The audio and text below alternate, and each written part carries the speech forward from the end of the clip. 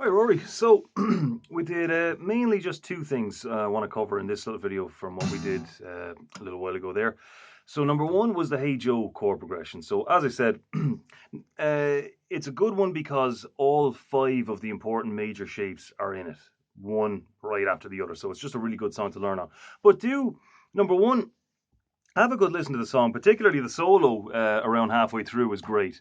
So have a listen to that, and but have a listen to some of his other stuff as well, because that was his music was some of the stuff that really made the guitar kind of the ultimate rock instrument, I suppose you could say. So definitely check him out. I know it sounds kind of a little bit on the old school side, but it's good stuff. So give it a chance. So yeah, Hey Joe. So what I'm going to do here is I'm just going to play the chord progression twice through a little bit slower than the real thing, just to kind of, something to keep up with. So here we go. So you have the notes there. So C, G, D, A, E, right? All of them for 2 beats except for E, which lasts for 8 beats. All right. So I'll just count into 4. 1, 2, 3, 4. G, D, A, and E. And 1, 2, 3, 4. C. 1, 2,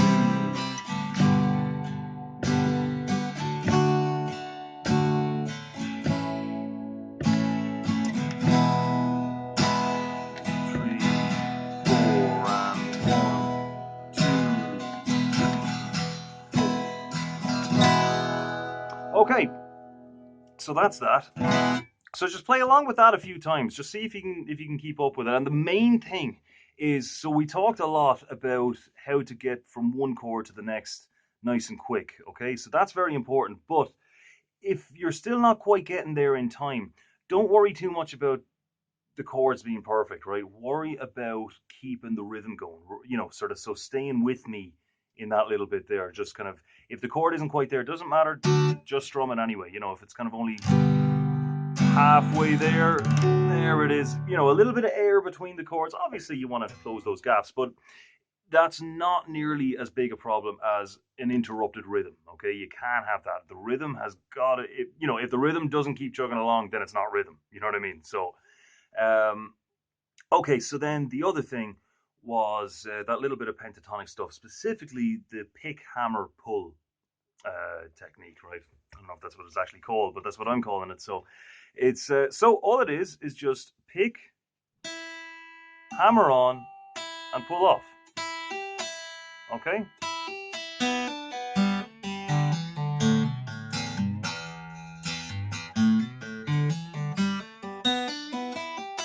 Okay.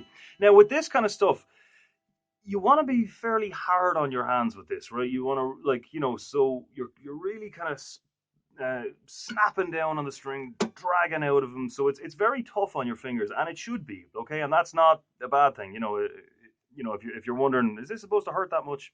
Yeah, kind of. But as I said, the more you do it, the less it hurts. The more you do it, the skin thickens up. Yeah, I've told you about all that sort of stuff. So do it anywhere. Like, you could do it on one string, on different frets.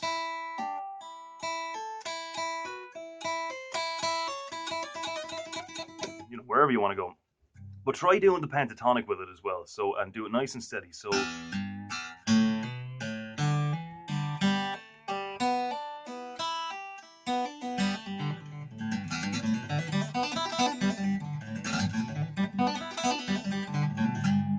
you can get pretty crazy speeds with it, by just getting that motion, kind of one fluid motion, sort of go around and around and around on it.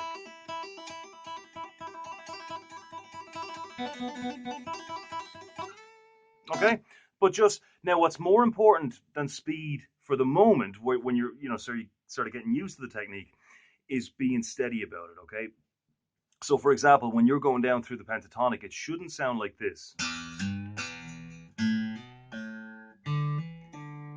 See what I mean? Because you've got 1, 2, 3, 4, 1, 2, 3, 4, 1. So I know there's no note there for the 4, but that 4 beat, those 4 beats are there. The 4 is silent, basically.